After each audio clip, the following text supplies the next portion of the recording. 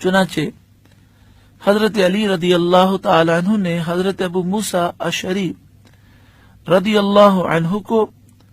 اور حضرت امیر معاویہ رضی اللہ تعالی عنہ نے حضرت عمرو بن عاص رضی اللہ عنہ کو حکم فیصلہ کرنے والا مقرر فرمایا۔ خارجیوں نے حضرت علی اور حضرت امیر معاویہ اور تمام صحابہ کرام پر اعتراض کرتے ہوئے کہا کہ آپ نے غیر اللہ کو حکم مان کر قرآن مجید کے اصول کے خلاف کیا، کیونکہ قرآن مجید میں ارشاد ہے ان الحکم الا للہ، فیصلہ کرنے والا صرف اللہ ہے، لہذا آپ مشرک ہو گئے، دائرہ اسلام سے خارج ہو چکے ہیں، اب آپ ہمیں بھی شرک کی دعوت دے رہے ہیں، معاذ اللہ۔ حضرت علی رضی اللہ تعالیٰ عنہ سے اجازت لے کر حضرت عبداللہ بن عباس رضی اللہ تعالی عنہما اس گروہ کو نصیحت فرمانے کے لیے تشریف لے گئے۔ چنانچہ محدث ابن جوزی آپ اپنی کتاب تلبیس ابلیس میں لکھتے ہیں کہ حضرت عبداللہ بن عباس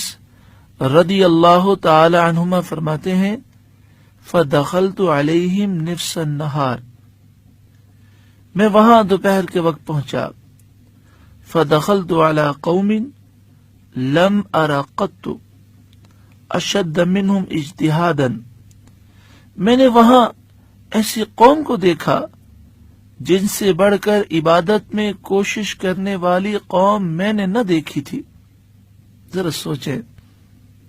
حضرت عبداللہ بن عباس نے تو صحابہ کرام کو دیکھا تھا، لیکن فرماتے ہیں کہ یہ خارجی جو مسلمانوں پر شرک الزام لگا رہے تھے، یہ اتنی کثرت سے عبادت کرتے تھے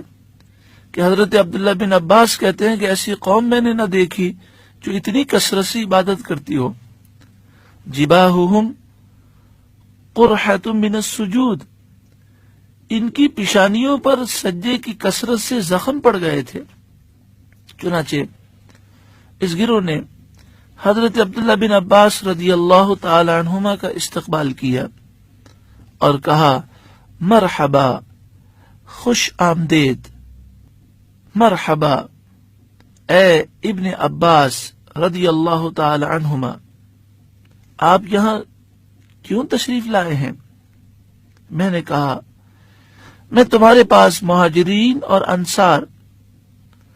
اور رسول اللہ صلی اللہ علیہ وآلہ وسلم کے سحر یعنی حضرت علی کے پاس سے آیا ہوں، انہی لوگوں پر قرآن نازل ہوا ہے اور یہ لوگ قرآن کے معنی تم سے زیادہ سمجھتے ہیں۔ میری گفتگو سن کر ان میں سے کچھ لوگوں نے کہا یہ آدمی قریش کے قبیلے سے ہے، تم قریش کے کسی فرد سے مناظرہ مت کرو،